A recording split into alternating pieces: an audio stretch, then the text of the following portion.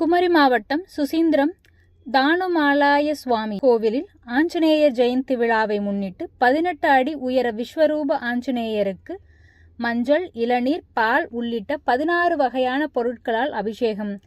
குமரி மாவட்டம் மட்டுமல்லாமல் கேரளாவில் இருந்தும் ஏராளமான பக்தர்கள் தரிசனம்.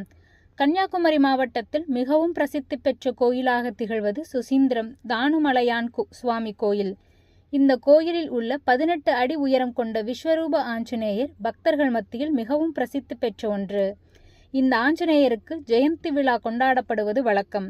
அதன்படி இன்று அதிகாலை ராமபிரானுக்கு அபிஷேகம், அதன் பின்னர் விஸ்வரூப ஆஞ்சநேயருக்கு மஞ்சள், இளநீர், நல்லெண்ணெய், கலபம், பன்னீர், தேன், பால், அரிசி, தயிர் உள்ளிட்ட 16 வகையான பொருட்களை கொண்டு தொடர்ந்து அபிஷேகங்கள் நடைபெற்று வருகின்றன.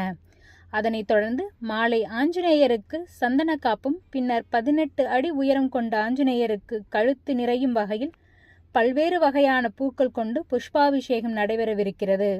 இந்த அபிஷேகங்களை காண்பதற்காகவும் தரிசனம் செய்வதற்காகவும் குமரி மாவட்டம் மட்டுமல்லாமல் கேரளாவிலிருந்தும் ஏராளமான பக்தர்கள் கோயிலில் குவிந்த வண்ணம் உள்ளனர்.